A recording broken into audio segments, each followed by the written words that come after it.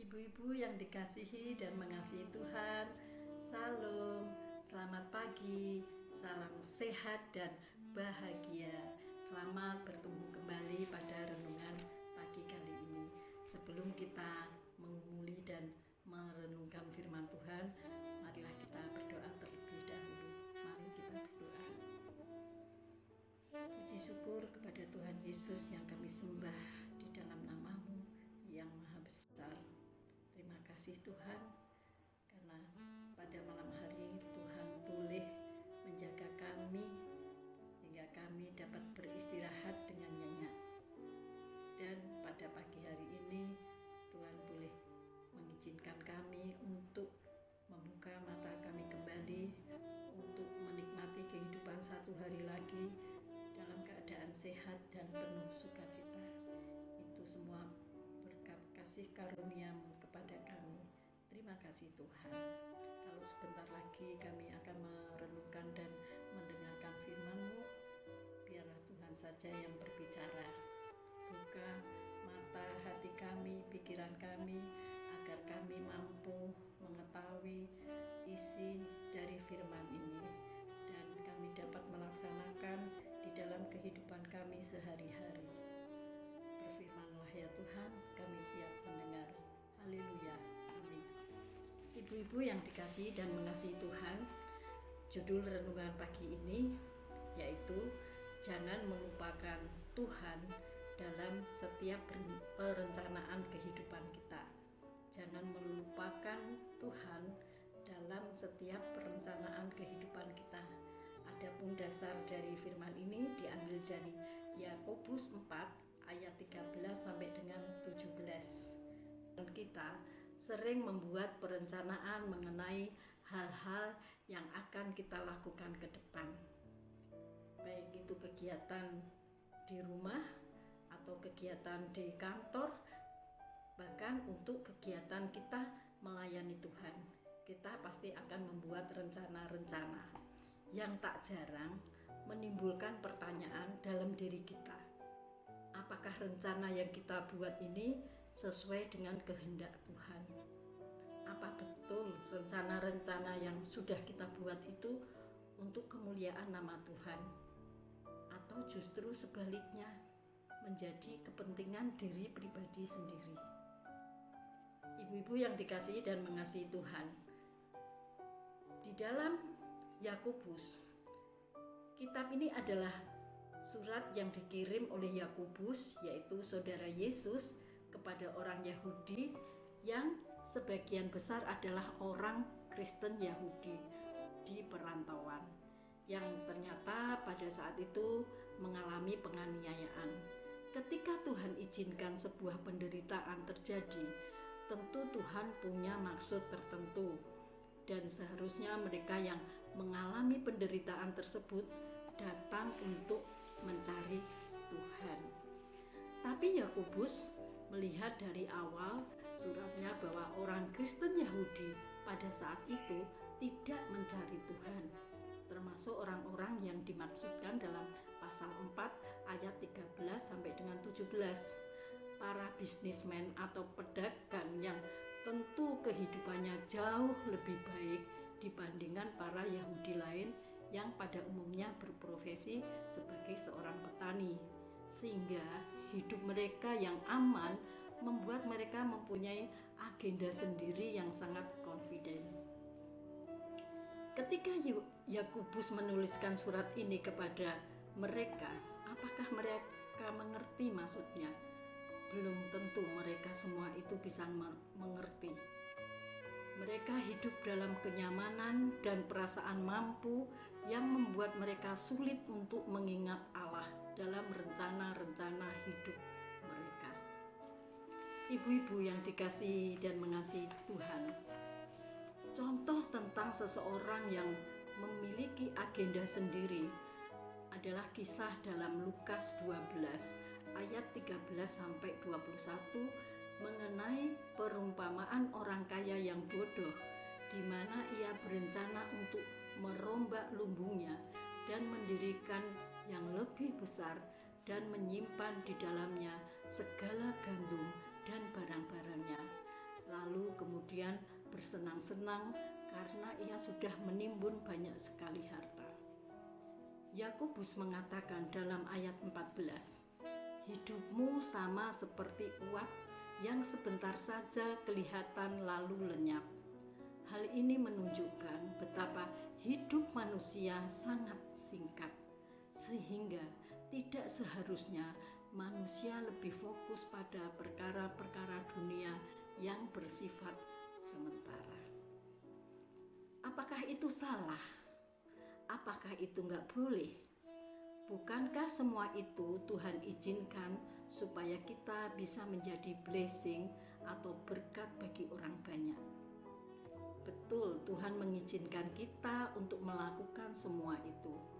Tetapi sebetulnya tidak selalu kita melakukannya dengan memiliki motivasi kekekalan, walaupun kelihatannya kita melakukannya untuk pelayanan.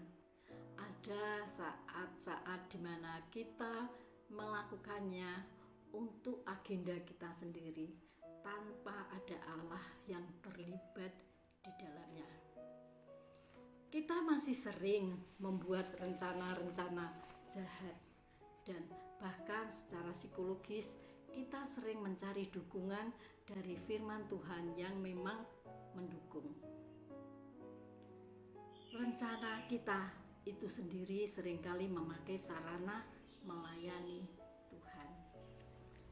Kita masih memberikan penawaran-penawaran kepada Tuhan mengenai keputusan-keputusan, rencana-rencana hidup kita.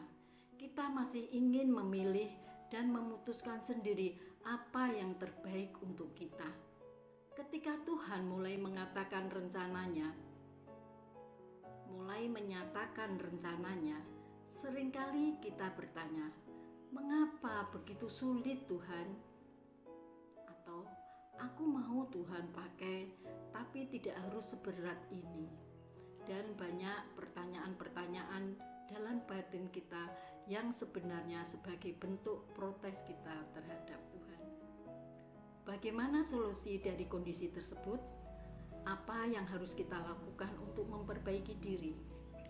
Pertama, kita harus jujur di hadapan Tuhan bahwa sering sekali motivasi kita salah dalam melayani Tuhan. Sering sekali kita memasukkan agenda-agenda pribadi kita melalui pelayanan-pelayanan yang kita kerjakan. Yang kedua, yaitu secara sengaja kita harus meminta Tuhan untuk menyelesaikan dosa yang setengah kita sadari. Apa maksudnya setengah disadari?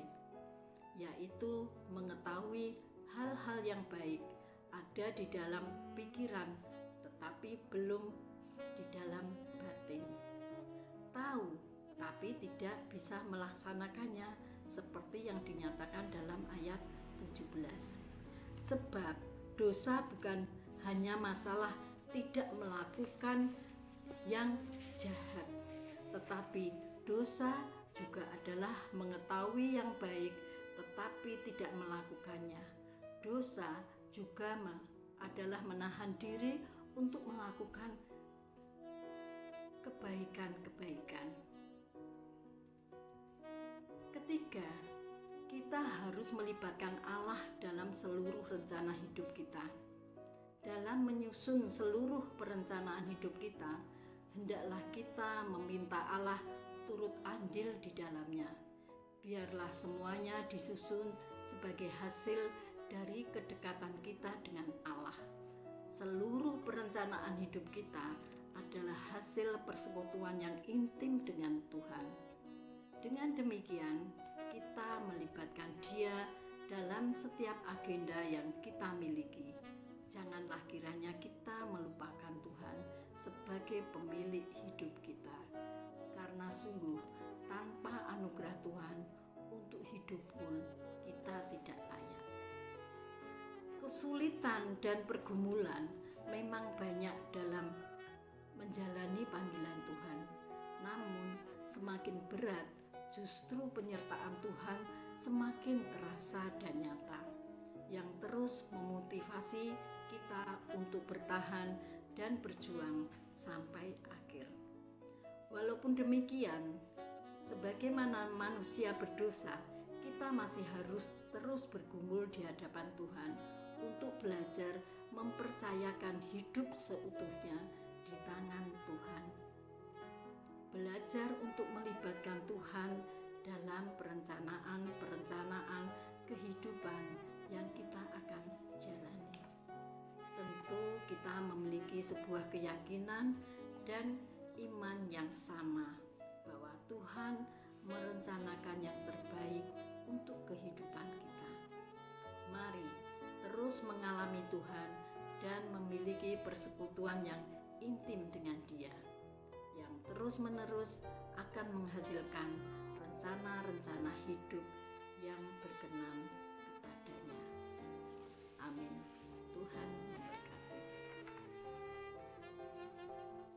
Bapa yang makasih, terima kasih Tuhan karena kami sudah boleh merenungkan firman-Mu pada pagi hari ini. Biarlah apa yang sudah kami renungkan menjadi pedoman kami di dalam kami melakukan seluruh aktivitas kehidupan kami. Tuhan, ajarkan kami untuk selalu melibatkan Tuhan di dalam setiap perencanaan, di dalam setiap kegiatan, di dalam setiap aktivitas yang kami lakukan. Ya Tuhan, berilah kami selalu kekuatan untuk selalu percaya kepada Engkau bahwa kami tidak ada apa-apanya tanpa pertolongan Tuhan.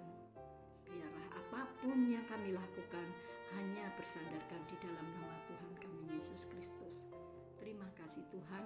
Doa yang kurang sempurna ini kami panjatkan di dalam nama Tuhan Yesus Kristus, Juru Selamat kami yang hidup. Haleluya. Amin.